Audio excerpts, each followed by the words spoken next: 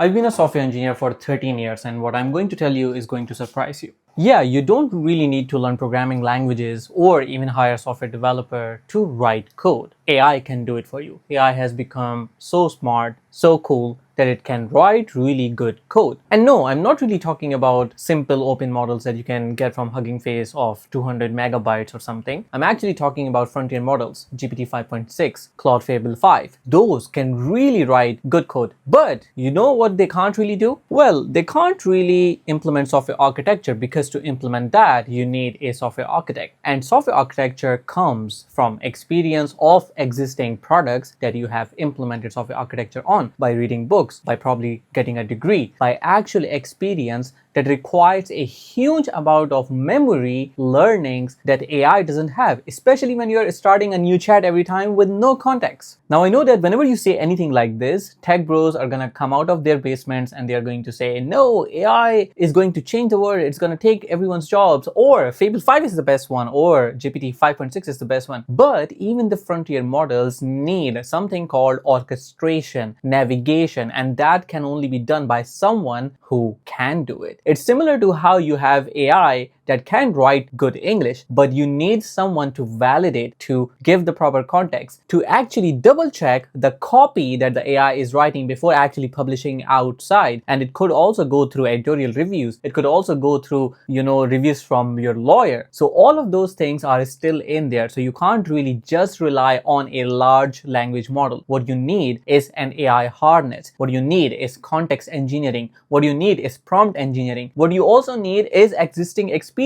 that you can't really get from, a shop in the market. Also, it's not that I just woke up today and started talking about this self without any prior experience. Anthropic actually gave me Claude 20x Max plan for free for 6 months because I have open source libraries that are being used by thousands of developers, and I love open source. I create a lot of products or projects and I just ship them publicly for free. And even with this new idea that I was working on with using Claude Fable 5, which is obviously one of the frontier models out there, it could not do things on its own, could not come up with ideas on how the product should look and feel and what features should be within the product. I only gave it a couple of examples of some of my videos to try to generate videos with captions, with some sort of animations on top of this. Because I'm a video content creator, I want this to be easy for me. And the fun fact is that it only took those examples, wrote the code and the application to just use those whenever it's generating a video, and did not come up with any single idea of what kind of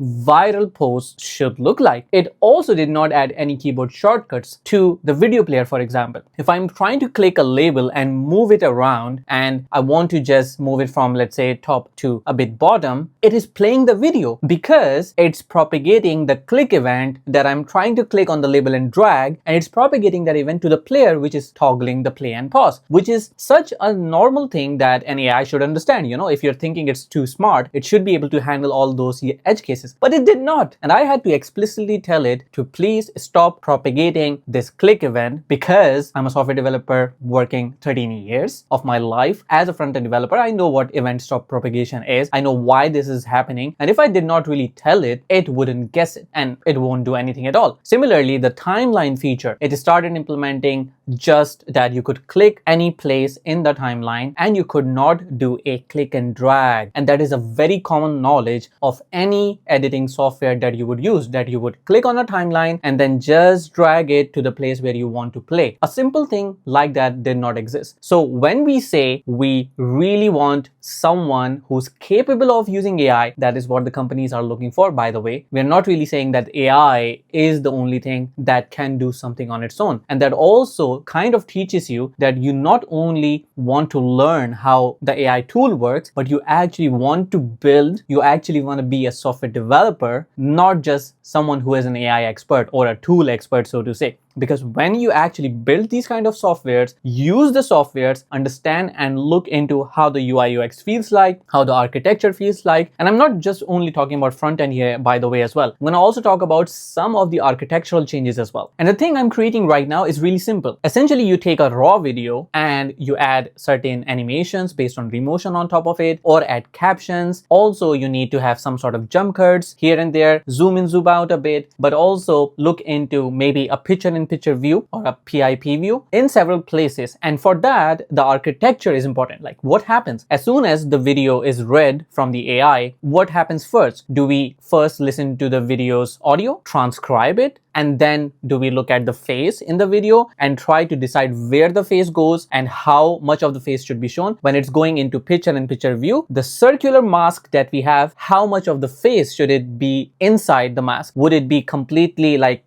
cropped here? Would I be zoomed down a bit so there's a bit of padding in the circle? Those kind of questions is what the AI is supposed to analyze and then create those scenes with the captions, with the possibility of editing those. These are the requirements that AI is not really coming up with. This is something I am coming up with, and I'm using it, I'm testing it, I'm writing or asking it to write the unit test and the end-to-end test for it as well. And I'm actively, manually trying this out, not only with one video, but multiple videos as well. Not only with one provider, which is Claude in my case, but also with Gemini as well, because I'm a Google developers expert in AI and Angular. I want to use Gemini and eventually probably use anti-gravity as well if I find a way other than Python, because the project is in TypeScript. But you get the idea. It's not that you can just pick an AI model and ask it to build a product that actually works fine, but not only just work fine, actually is used by a lot of people. So you're providing value to the end users who are going to pay you for what you're building. Or if you're not the one who's building it, then your company that you're working for is building that. So unless you have actual experience of building products, of serving users, of having those conversations with the end users, figuring out what are the bugs in the product, how to solve them as well. And yeah, I agree that you don't have to go to maybe Stack Overflow today to find those solutions. You can just ask AI to search for that. But the tool or the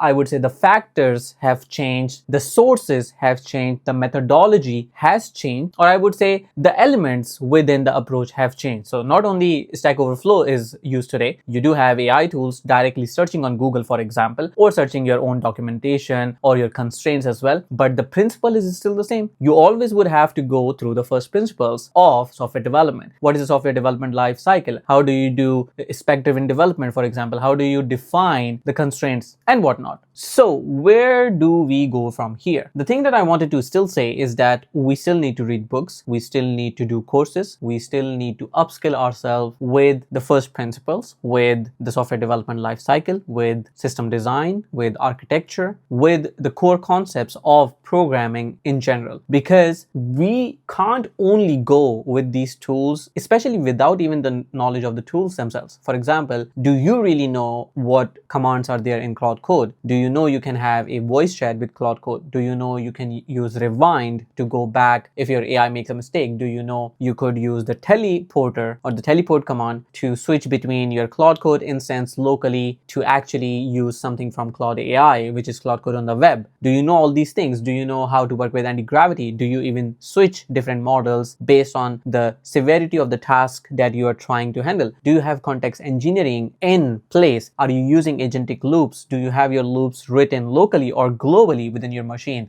Does each project have their own context? Does each project have their own set of agents or sub-agents? Do you know how you're using AI to get more productive, but also to get the most amount of output using the least amount of tokens? Because that is what is going to grow you as an engineer, which companies are looking for. The companies today, to be honest, don't really have much idea about what kind of people they're looking for, especially if a company is not established. I'm not talking about the giants like, for example, GitLab, Bitbucket, or I don't know, Spotify, or other companies like this. But I'm talking about about companies that are more approachable to fresh engineers.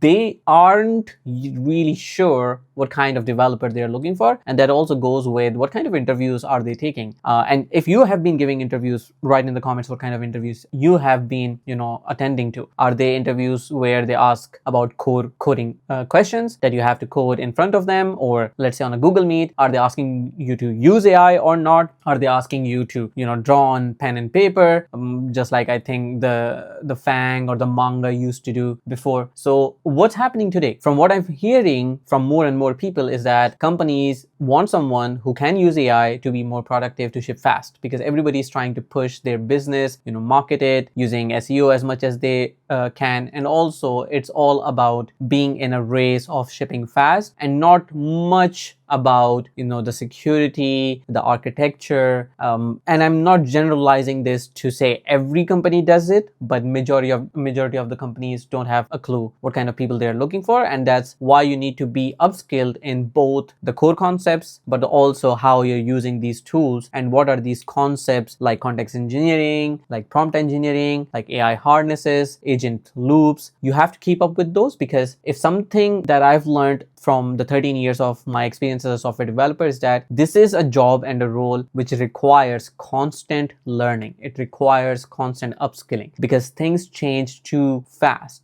And with AI, it's like even like days go by and then you're like, okay, I learned this thing last week and now it's not applicable anymore, or there's a better thing that I have to learn. So you can't come with a mindset to become a software developer thinking that you can learn one thing and then just build your career on top of that. That's not how it works. That's not why I have all these books on my shelf. So this is also a question that a lot of people usually ask me, like, what is the best technology, best framework, best career path to go? Because in their mind, they think that if I pick this, then I'm safe for the rest of my career. That's not how things work. Being a software developer, you have to adapt to what's going on. So having said that, I just wanted to share that still we are in a situation where we have really, really capable frontier models that can code really well, but you need to be someone who can define the specifications, who can orchestrate the agents to go in the right direction, who can review, especially this part is really important, who can review what the AI is doing and then check in terms of the usability, the constraints, the CI/CD pipelines, the testing.